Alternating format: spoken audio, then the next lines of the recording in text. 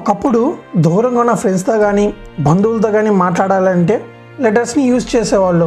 తర్వాత landlines, mobiles, emails etcetera ఇలాన్నీ వచ్చేసాయి. ఒకప్పుడు లెటర్స్ పంపించిన తర్వాత వాళ్ళ దగ్గర నుంచి రిప్లై రావాలంటే కొన్ని రోజులు వెయిట్ చేయాల్సిందే.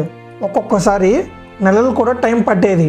కానీ ఇప్పుడు మాట్లాడాలి అంటే ఫోన్ చాలు, వాయిస్ కాల్, వీడియో కాల్తో లైవ్లో మాట్లాడేయచ్చు. అంతలా డిజిటల్ టెక్నాలజీ ఇంప్రూవ్ అయ్యింది.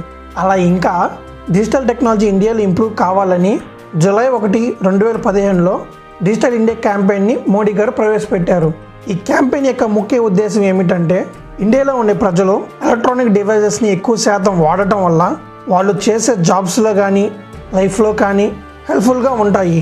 ఆన్లైన్ ఇన్ఫ్రాస్ట్రక్చర్ని ఇంప్రూవ్ చేయటం వల్ల ప్రజల జీవితాల్లో ఎంతో ఉపయోగకరంగా ఉంటుంది. లైక్ అమెజాన్ నుంచి, ఫ్లిప్కార్ట్ నుంచి మనకు కావాల్సిన ప్రోడక్ట్స్ ఆర్డర్ చేస్తున్నామన్నా, జొమాటో నుంచి, స్విగ్గీ నుంచి ఫుడ్ ఆర్డర్ చేస్తున్నామన్నా, చేతిలో మనీ లేనప్పుడు గూగుల్ పే నుంచి, ఫోన్పే నుంచి ట్రాన్స్ఫర్ చేస్తున్నామన్నా వీటన్నిటికి కారణం డిజిటల్ టెక్నాలజీ. ఇండియాలో ఉండే ప్రజలు 2019 సంవత్సరానికి 420.7 మిలియన్స్ మంది దాకా స్మార్ట్ ఫోన్స్ యూజ్ చేస్తున్నారు. 2022 సంవత్సరం నాటికి 442 మిలియన్స్ దాకా ఈ సంఖ్య చేరుతుందని అంచనా. ఆన్లైన్లో ఉండాలి అంటే ఇంటర్నెట్ ఉండాలి. ఆ ఇంటర్నెట్కు హై స్పీడ్ డేటాను ఇవ్వడం ద్వారా ఎంతో లాభంగా ఉంటుంది. అది జరగాలి అంటే డిజిటల్ టెక్నాలజీని ఇంప్రూవ్ చేయాలి. ఇంటర్నెట్ కనెక్టివిటీని ఇంప్రూవ్ చేయడం వల్ల అడవుల్లో ఉన్నా సరే హై స్పీడ్ ఇంటర్నెట్ లభిస్తుంది. దానికి నష్టం ఉంటుంది, లాభం ఉంటుంది. అలా డిజిటల్ టెక్నాలజీ వల్ల నష్టాలు ఉన్నాయి, లాభాలు ఉన్నాయి.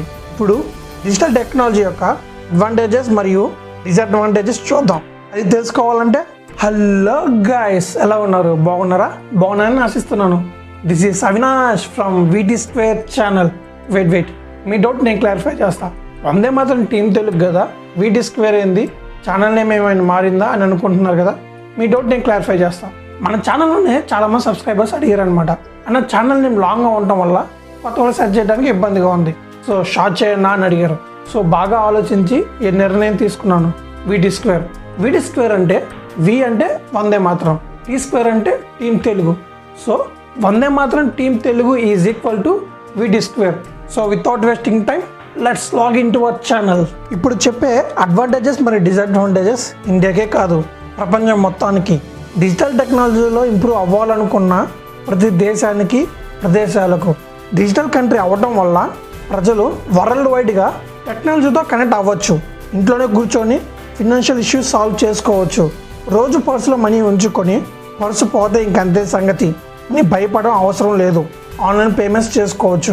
డిజిటల్ ఇన్ఫర్మేషన్ వల్ల స్టూడెంట్స్ ఫర్దర్గా ఆన్లైన్లో రీసెర్చ్ చేసి స్టడీస్లో గ్రోత్ ఇంక్రీజ్ చేసుకోవచ్చు. ఇంట్లోనే కూర్చొని ఇన్ఫర్మేషన్ గ్యాదర్ చేసుకోవచ్చు. ఎమర్జెన్సీ సిచ్యువేషన్స్లో ఇంటర్నెట్ యూజ్ చేసుకొని అవసరమైన కాంటాక్ట్స్ని గ్యాదర్ చేసుకోవచ్చు. డాక్యుమెంట్స్ని యూజ్ చేసే పద్ధతులు తగ్గుతాయి. ఐటీ డిపార్ట్మెంట్లో ఆపర్చునిటీస్ ఇంక్రీజ్ అవుతాయి. అంతేకాకుండా జాబ్స్ని ఈజీగా సెట్ చేసుకోవచ్చు. ఇంట్లోనే కూర్చొని పార్ట్ టైం జాబ్స్ కూడా చేసుకోవచ్చు. బ్యాంక్ అకౌంట్స్ని ఇంట్లోనే ఉండి యాక్సెస్ చేయవచ్చు. అంతేకాకుండా డిజిటల్ టెక్నాలజీ వల్ల కొన్ని వేల మందికి జాబ్స్ వస్తాయి. డిజిటల్ ఇన్ఫ్రాస్ట్రక్చర్ని క్రియేట్ చేయడం మరియు ఎలక్ట్రానిక్ మ్యానుఫ్యాక్చరింగ్ నేటి ఇండియాలోనే జరుగుతుంది. గవర్నమెంట్కి సంబంధించిన అన్ని ఎలక్ట్రానిక్ సర్వీసెస్ డెలివర్ చేసుకోవచ్చు. మొబైల్స్కు వరల్డ్ వైడ్గా సర్వీసెస్ యాక్సెస్ అవుతాయి. ఎలక్ట్రానిక్ ప్రోడక్ట్స్ అన్నీ ఇండియాలోనే క్రియేట్ చేయవచ్చు. ఫారిన్ కంట్రీస్ నుంచి ఇంపోర్ట్ చేయించుకోవడం అవసరం లేదు. ఇండియాలో ఉండే ఇండస్ట్రీస్ అన్నీ డెవలప్ అయ్యేలాగా సహాయపడుతుంది. అవి చిన్న ఇండస్ట్రీస్ కానీ, పెద్ద ఇండస్ట్రీస్ కానీ. ఇప్పుడు డిసడ్వాంటేజెస్ చూద్దాం. మొబైల్ ఫోన్స్, ఆన్లైన్ సిస్టమ్స్ హ్యాకింగ్కి గురయ్యే ప్రాబ్లమ్స్ ఎక్కువగా ఉంటాయి. గ్రామీణ ప్రజలు డిజిటల్ టెక్నాలజీని ఇష్టతరమైన దానిగా భావిస్తారు. డిజిటల్ పేమెంట్ మెథడ్స్ వల్ల కన్ఫ్యూజన్ అయ్యి మోసాలకి గురయ్యే ఛాన్సెస్ ఉంటాయి. అవేర్నెస్ లేకపోవడం వల్ల సైబర్ క్రైమ్స్ ఇంక్రీజ్ అవ్వడానికి ఛాన్సెస్ ఎక్కువగా ఉంటాయి. Data security. డిజిటల్ టెక్నాలజీ అంటే కొన్ని లక్షల డేటాను కలెక్ట్ చేసుకొని సిస్టమ్స్లో స్టోర్ చేసుకుంటుంది. అది పర్సనల్ ఇన్ఫర్మేషన్ కావచ్చు, లేదా కంపెనీ సీక్రెట్స్ అయినా కావచ్చు. ఆ డేటా కానీ క్రిమినల్స్ చేతుల్లో కానీ, ఉగ్రవాదుల దగ్గరకు కానీ, లేదా చెడు కంపెనీస్ దగ్గర కానీ వెళితే ఇంక సంగతి అంతే. ప్రమాదం మన ఎదురుగా ఉన్నట్టే. మనని బ్లాక్మెయిల్ చేయవచ్చు లేదా నాశనం చేయవచ్చు. క్రైమ్ మరియు టెర్రరిజం ఎక్కువ ఛాన్సెస్ ఉంటాయి. సోషల్ మీడియాని యూజ్ చేసుకొని వాళ్ళు చేసే చెడు పనులు సోషల్ మీడియాలో అప్లోడ్ చేసి మిగతా వాళ్ళని ఇన్ఫ్లుయెన్స్ చేసే అవకాశాలు ఎక్కువగా ఉంటాయి.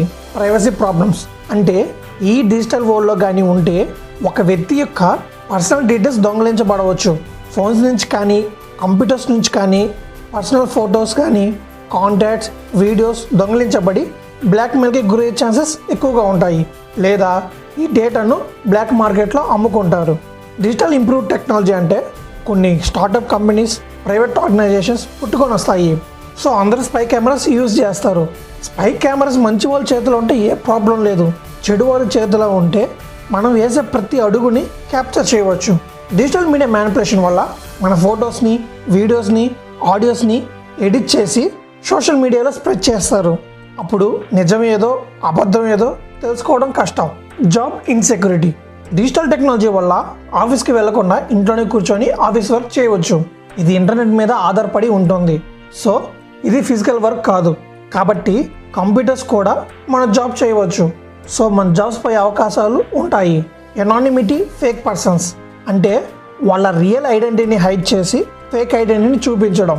ఇలా ఫేక్ ఐడెంటిటీ ఉన్న వాళ్ళు స్కామ్స్ చేయవచ్చు, ఎదుటి వారిని ట్యాగ్ చేసి తిట్టవచ్చు, వాళ్ళ మీద ట్రోల్స్ చేయవచ్చు. సెన్సిటివ్ పర్సన్స్ బాగా ఇబ్బందిగా గురయ్యి డిప్రెషన్స్కి వెళ్ళే ఛాన్సెస్ ఎక్కువగా ఉంటాయి.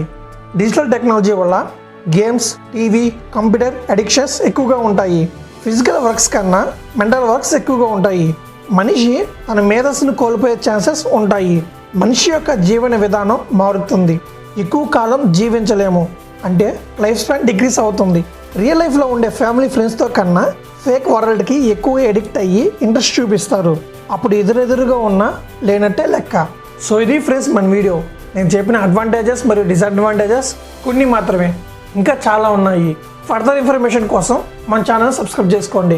ఇంకా కొన్ని విషయాలు వీటి గురించి మీకు కానీ తెలిస్తే కామెంట్ బాక్స్లో మెన్షన్ చేయండి. అందరూ చదువుతారు, నేను కూడా చదువుతాను. ఈ వీడియో మీకు నచ్చిందని ఆశిస్తున్నాను. నచ్చితే లైక్ చేయండి, షేర్ చేయండి, కామెంట్ చేయండి. మర్చిపోకుండా మీ ఫ్రెండ్స్ అందరూ షేర్ చేయండి, సబ్స్క్రైబ్ చేసుకోమని చెప్పండి. జై హింద్.